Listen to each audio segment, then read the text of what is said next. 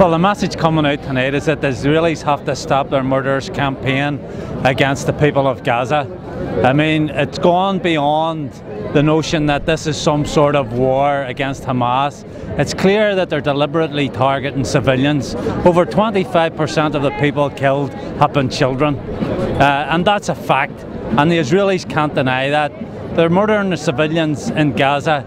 It's about sending, as some of their commentators have said, bombing Gaza back into the Middle Ages, and that's what they're at. This is what the people here tonight are protesting against, and it has been an excellent turnout. I think the fact that so many people have come out tonight at short notice to show their support for the people of Gaza is testimony in itself. It shows that people care what's happening, that people have very much taken on board the desperate images that we have seen over the past number of days. That can't continue, so we need to send a very strong message to those that are in power, that those that are in influence, that this needs to stop, and it needs to stop now. Well, there's no doubt that people are very angry with the actions of Israel on the people of Palestine and Gaza, and I think that, tonight is a demonstration of that. It's quite clear that people are very frustrated at what they see happening on poor people in Gaza, and I think this is a small action what people have done tonight, but they think they've done something, they achieved something by coming out on the streets, and I think is that we all need to do is continue to highlight this brutality from Israel onto the people of Gaza, because it's simply not good enough. The people in this community and the people here this evening, and we all may disagree politically here as well, but it's one important thing and one important message coming out of this tonight. We're all standing together against the actions of Israel on Gaza. I speak to you tonight as a member of our group Irish Friends of Palestine, as an activist, as an Irish citizen and as a world citizen, but above all else as a mother. I feel it is my God-given right to protect my children. Palestinian mothers and fathers also have that right, but cannot. It is not my right to feed my children. Palestinian mothers cannot. It is my right as a mother to seek medical help when my children are sick. Palestinian mothers cannot.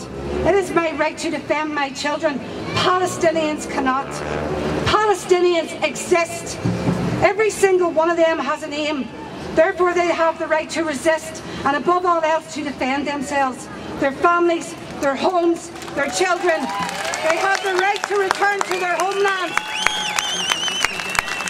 Take back what is theirs, and they have the right to their freedom. Resistance against a violent oppressor is a legal right. Israel have killed 2,300 in the last 5 years in Gaza alone, 1,477 of which were children. During Operation Cast Lead, 1,352 of which were children. They used chemical weaponry banned under international law, 75 tonnes of which consisted of depleted uranium. And yet we stand here tonight, in this moment, and so far the death toll is rising again into the hundreds. Palestinian mothers and fathers are being killed, leaving children orphaned. Palestinian mothers and fathers are pulling their children from the rubble of bombed homes and buildings in pieces. Men, women and children are being lined up in morgues, barely recognisable. And in the aftermath of Operation Cast Lead, people of conscience stood up and said never again. During the 21st century, we have had genocide after genocide, and every single time the words never again are reverberated around the globe. And when are we actually going to mean it? When are we going to hold our world leaders accountable and make them step up and stop what has become episodes in history which has resigned itself to the history books? If we do not stop this now, Israel's Zionism will continue to extinguish the life of every Palestinian man, woman and child. If you choose to ignore, remain complicit, turn away, then you are giving them permission to destroy those people in your name. As mothers, fathers, sons, daughters, husbands and wives, just try to imagine this happening to your loved ones, and ask yourself as you leave here tonight, am I going to have my voice heard and stand in solidarity with the victims of Israeli oppression and prevent this slaughter from happening, or am I just going to walk away and do nothing? There is no more precise modern day example of the ghettos in Europe than the segregation and apartheid, economic embargo, restriction of movement and the humanitarian crisis that exists in Gaza today. This has been a reality for the Palestinian people since the establishment of the terrorist Israeli state in 1948. We demand that it ends now.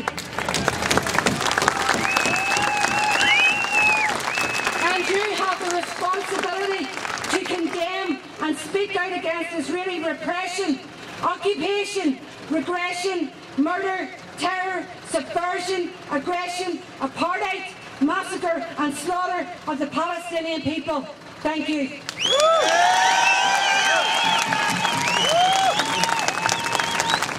Well, it was an absolutely brilliant turnout, I have to say. I was very excited to come up here and see so many people turn out from all the groups that were represented and coming together on this day.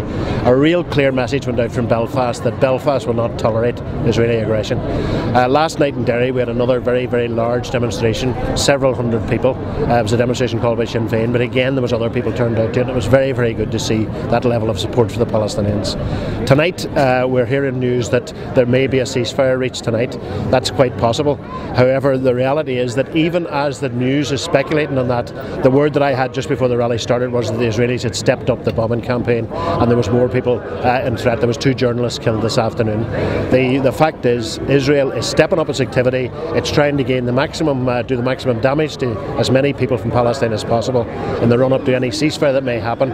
And in the end of the day, as long as they occupy that land, as long as they control the seaports and the roads in and out of Gaza and prevent people engaged in normal trade, as long as they do that, then they're holding those people in a huge open concentration camp. It's a disgrace. It has to stop. The people of Ireland understand this, and thankfully the people of Ireland are coming out in their tens and hundreds of thousands over the next numbers of days to demonstrate that we will not tolerate Israel continuing to behave in this way. We expect the Irish government to act, we expect the European governments to act, and they now need to tell Israel it has to open those borders, has to stop the siege of Gaza, and it has to actually negotiate full independence for Palestine.